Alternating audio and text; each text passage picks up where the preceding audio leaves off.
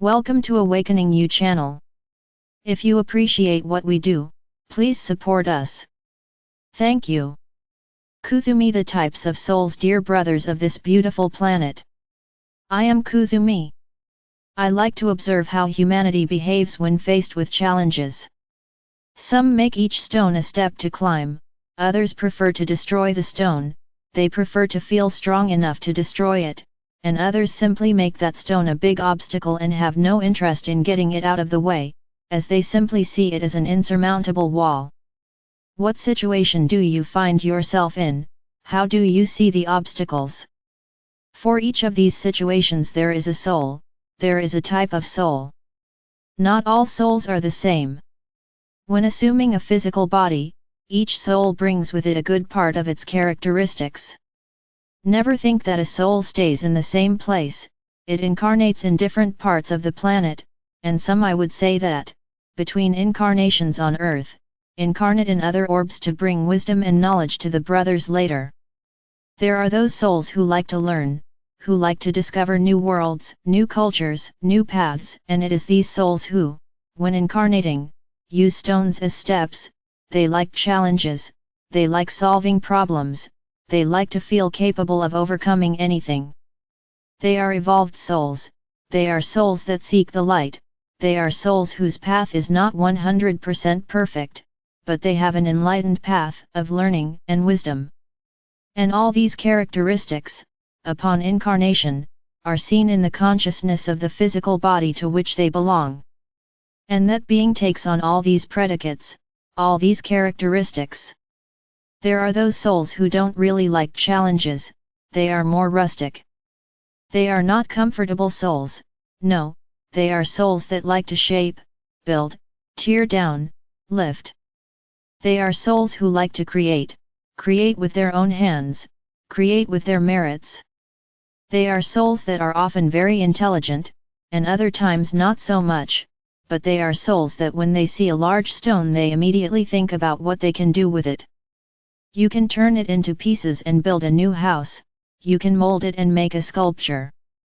So they are souls who like to create, shape, transform, but they never see that stone as an obstacle, they see it as something in which they can grow, change, transform, take the strength of that stone and often even make it a work of art.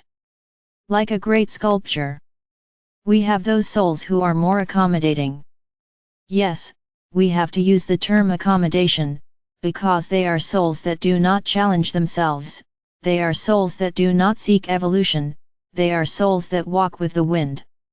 If the wind is blowing strong, they sail in rough waters and go far, if the wind doesn't blow, they stand still, unable to pick up an oar. They are souls who think that everything that happens has to be absorbed and never challenged.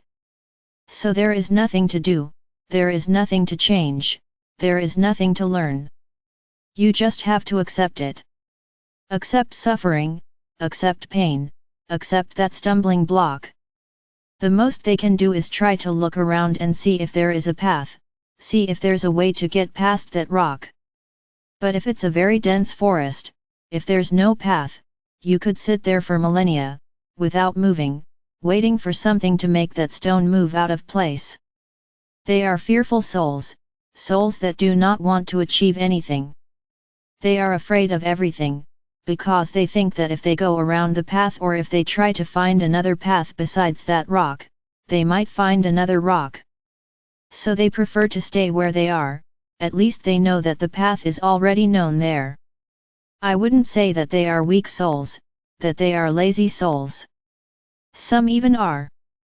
Some go so far as to lie down and wait for whatever happens. If someone gives you food, great, and if they don't, if they die, everything is fine, nothing will happen. Yes, these extremes exist.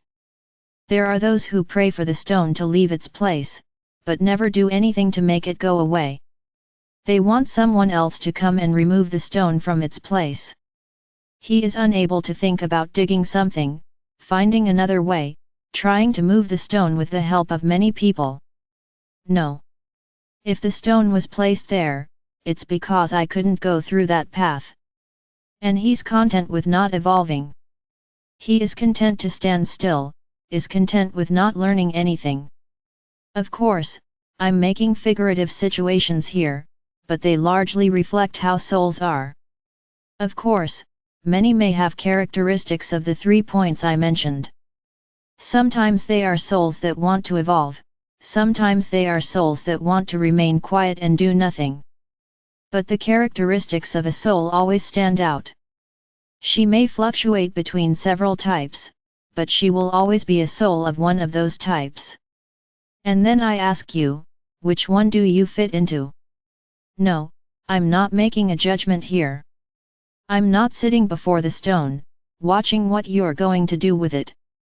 Not me, not anyone else.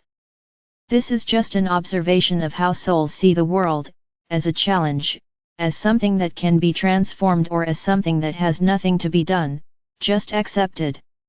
How do you see your difficulties? How do you see the world? It is interesting to look at you from these angles, and we can clearly see that the vast majority of the inhabitants of this planet are in the third group, in that group where they look at that stone, sit, cry, pray, scream, kick, but do nothing to remove the stone, always wants someone to do something. Thinks others are to blame, someone put that stone there. So whoever put it in should take it away, but who put it?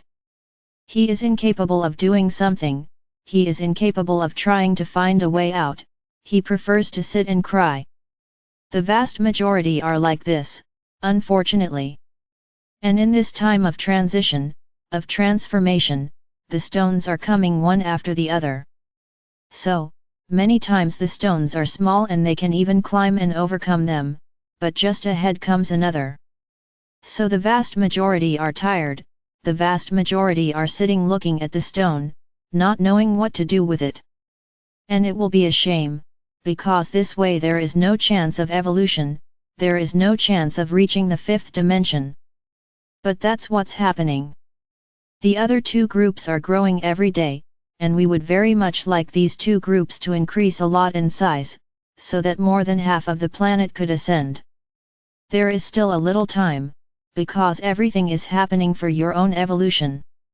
The light that arrives gives wisdom, the light that arrives gives encouragement, the light that arrives provides the solutions.